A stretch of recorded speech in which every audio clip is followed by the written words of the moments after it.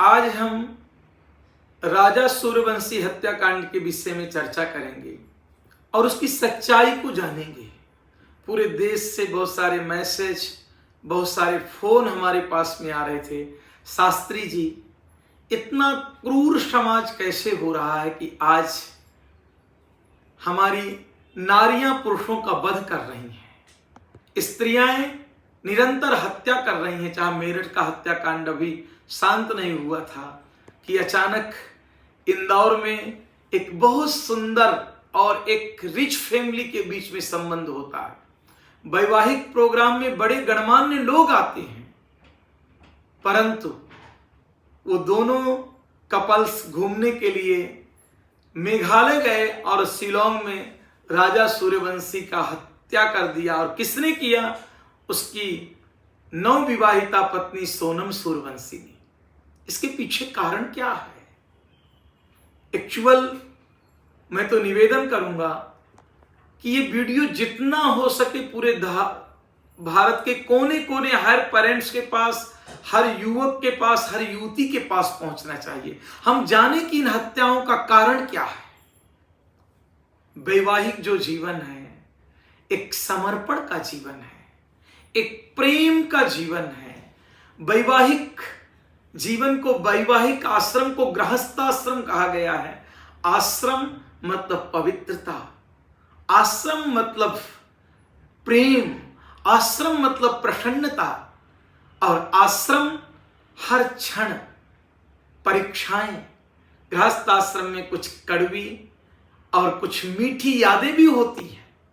गृहस्थाश्रम में हम जैसे स्वप्न देखते हैं, जैसे ख्वाब देखते हैं कि हम चांद में रहेंगे, पति पत्नी हम ऐसा करेंगे वैसा करेंगे, जरूरी नहीं है, क्योंकि आश्रमों में कठिनाई भी रहती है। जब आश्रम में हम जाते हैं तो कठिनाई होती है। अब ये समझना है कि आप विवाह जो करते हैं वो यही ख्वाबों में विवाह करते हैं कि पत्नी के साथ मौज करूंगा या पति के पैसे में ऐशो आराम करूंगा। आज हम शादी कर रहे हैं शारीरिक शांति के लिए, शारीरिक भोगों के लिए, शारीरिक खुशियों के लिए। शादी शारीरिक खुशियों के लिए नहीं है, भोगों के लिए नहीं है, ऐशो आराम के लिए नहीं है। आज समाज की मेंटलिटी, चाहे वो पुरुष हो चाहे स्त्री हो, शादी उनके लिए भोग है, शादी उनके लिए मौज है, शादी उनके लिए घूमने का रास्ता है, खाने का रास्ता है, मौज करने का रास्ता है, शारीरिक शांति का रास्ता है। यहीं से एक्चुअल इसका प्रारंभ हुआ, इस हत्याकांड का।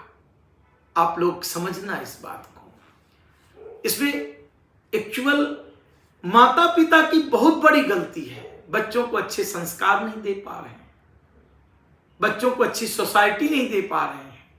छोटी छोटी बच्चियां हैं, उनके बॉयफ्रेंड, उनके बच्चों के गर्लफ्रेंड, छोटे से बचपन से छोटे छोटे बच्चों से प्रारंभ होता है। और विवाह के पहले तक उनके इतने फ्रेंड हो जाते हैं, इतना शारीरिक रिलेशन हो जाते हैं कि एक्चुअल विवाह के बाद वो पति को कभी पति स्वीकारती ही नहीं। वहीं से हत्या करना प्रारंभ होता है। उसकी मेंटलिटी हो जाती है कि अरे इससे तो कुछ मिल नहीं रहा, चलो इसको खत्म कर देते हैं, उसके साथ में चले जाते हैं। लगाव कहां रहेगा तुम्हारा एक दूसरे के प्रति? गृहस्थ एक गाड़ी थी, पति पत्नी उसके पहिए हैं, दोनों में समन्वय होना है। दोनों में कोई समन्वय नहीं है, क्योंकि भोग के लिए है ना। ये विवाह तो अपने भोग के लिए किया, योग के लिए नहीं किया, भक्ति के लिए नहीं किया। ब्रह्मचर्य होना चाहिए, गृहस्थ आश्रम में भी ब्रह्मचर्य होना चाहिए। पर कहां ब्रह्मचर्य है तुम्हारा? तुम तो भोगों के लिए कर रहे थे, पहले से ही सपने संजोए बैठे थे। एक लड़की सपने संजो लेती है कि विवाह के बाद में मैं ऐसा करूंगी, मैं वैसा करूंगी। उसको लगता है कि मैं चांद में रहूंगी। लड़के को भी वैसे ही एक दूसरे से सुख लेने के लिए शादी किया है। कैसे सुख मिलेगा? सोनम और राजा के बीच में यही हुआ होगा। हत्या तक बात पहुंच गई। एक्चुअल इसका कारण है कि मनुष्य के अंदर जो पशुता आ रही है, जो क्रूरता आ रही है, वो रावण जग रहा है, कुंभकर्ण जग रहा है, कंस जग रहा है। स्त्रियों के अंदर सूर्पनखा, ताड़का जग रही हैं। इसके कारण ये समाज पतित हो रहा है। वैवाहिक मूल्यों को समझो। वैवाहिक जीवन एक गृहस्थ आश्रम है, दोनों में परस्पर प्रेम सप्तपदी होती है हमारे यहाँ कि साथ आगे के जन्मों तक हम पति पत्नी होंगे, इसी जन्म में तुम हत्या कर दोगे, क्या खाक तुम सप्तपदी चलते हो। हमारे यहाँ वैवाहिक रीति रिवाज में पाणी ग्रहण होता है, एक पुरुष एक स्त्री का हाथ ग्रहण करता है, एक स्त्री एक पुरुष का हाथ ग्रहण करती है, हम दोनों हाथ में हाथ मिला करके कदम में कदम मिला करके चलेंगे, पर खाक चलते हो तुम। स्वार्थ के रिलेशन, स्वार्थ के रिश्ते एक और उसका पतन का कारण है। समाज को विचार करना होगा। पहले के समय गुरुजी 8-8 घंटे विवाह की रीति कराते थे, दोनों को शिक्षाएं देते थे। आज ब्यूटी पार्लर में 8 घंटे, फोटो खिंचाने में 10 घंटे, गुरुजी को 15 मिनट। जिसलिए विवाह कर रहे थे, ये ड्रामा, ये दिखावा जो कर रहे हो ना, इससे समाज में यही हत्याएं होंगी और कुछ नहीं होगा, कोई समाज का सुधार नहीं होगा। विचार करो पुनः। ब्राह्मणों का अपमान करते हो, अरे गुरुजी तुरंत करो, अरे इतना पैसा ले लो, उतना पैसा ले लो, हर चीज में इतना पैसा खर्च कर रहे हो, गुरुजी को थोड़ा भी दक्षिणा देने तुम्हें शर्म आती है? तुम्हें उनका सम्मान नहीं है, उनकी बातों का एक्चुअल प्रभाव नहीं पड़ रहा समाज में। ज्यादा से ज्यादा जो विवाह में जो रीति रिवाज गुरुजी समझाते थे वो नहीं समझ पा रहे बच्चे, उसके कारण क्या हो रहा है, और समाज का पतन हो रहा है।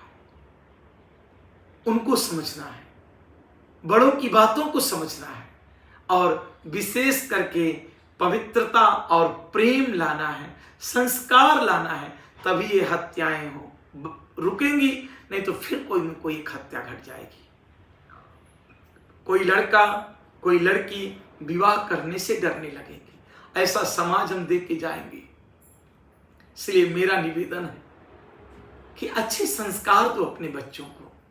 युवाओं से निवेदन है कि राम को आदर्श मानो, कृष्ण को आदर्श मानो, भागवत को आदर्श मानो, रामायण को आदर्श मानो, गीता जी को आदर्श मानो। नारियों से निवेदन है, सती सावित्री को, अनसुईया को समझो, सीता को समझो, तभी एक अच्छा समाज हमारे बीच होगा और हम पुनः एक गृहस्थ आश्रम, एक वैवाहिक जीवन में जीने के लिए प्रसन्न होंगे।